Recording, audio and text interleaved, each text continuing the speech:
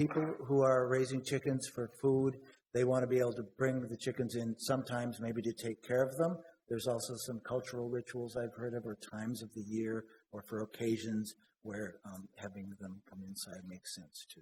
And certainly those that are caring for an injured bird or want to take care of it in the winter want to be able to bring it in and rescue group. And I've actually seen some pretty clean and pretty classy accommodations just in the last week for fowl that are brought inside. So I was impressed. Probably have it better than my cat. So, yeah. Yes, Councilmember Johnson. Thank you, Mr. Chair. I think these amendments all make sense, and I support them.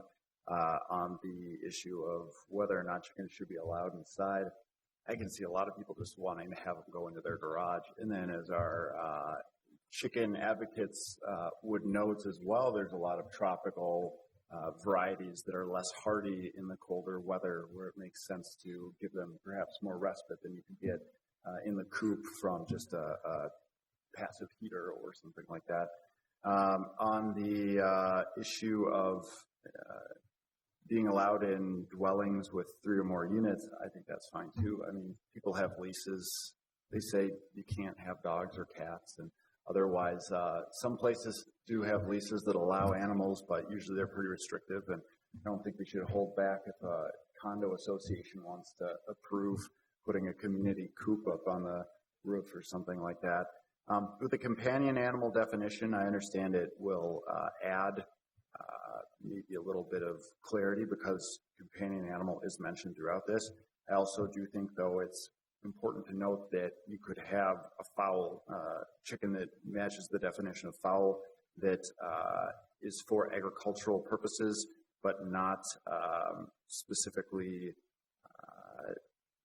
meeting the definition of a companion animal. So I think it's important to note that people, it's kind of contextual to what people are actually using it for. In either case, chickens and fowl are protected against cruelty and abuse and improper behavior, and so they're all going to essentially get the same standard of care in that regard.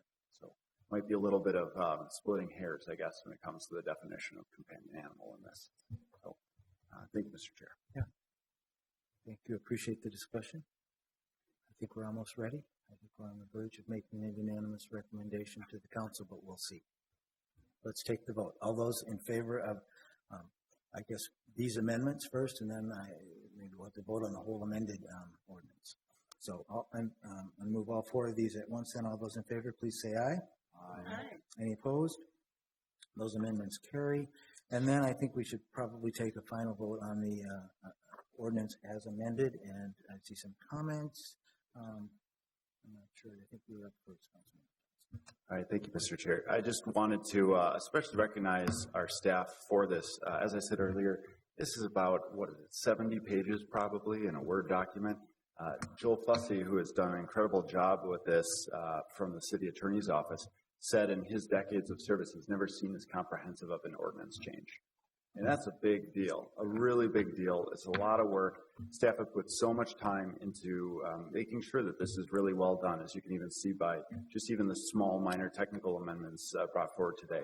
So Joel Fussy, Erica Prosser, Caroline Harefield, Noah Schuckman, our MAC advisory committee, and then all the many partners, volunteers, members of the public, other staff as well, who come together really to develop an incredible update of our animal care and control ordinances, which are going to reduce euthanasias, going to strengthen partnerships with our rescue and volunteer organizations, improve the standards of care for animals across the city, reduce bureaucracy and red tape, increase transparency, modernize and strengthen our ordinances.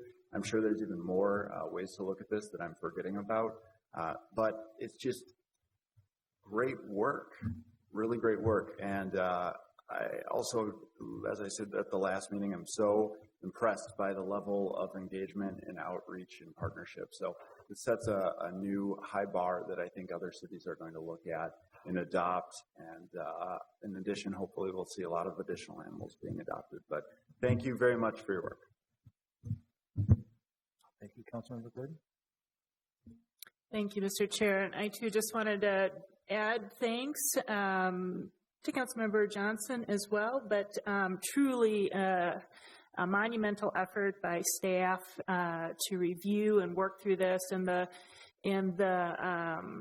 committees that have worked with you too. I really want to say thank you. I read that list of community meetings, and I'm sure that the outreach ideas were really well thought through, and that really helps give something that's such a big change confidence when it comes to the council. And so I just think you did an excellent job with a really big rewrite of an important part of our duties here in the city that a lot of people care about. So thank you very much for all that work.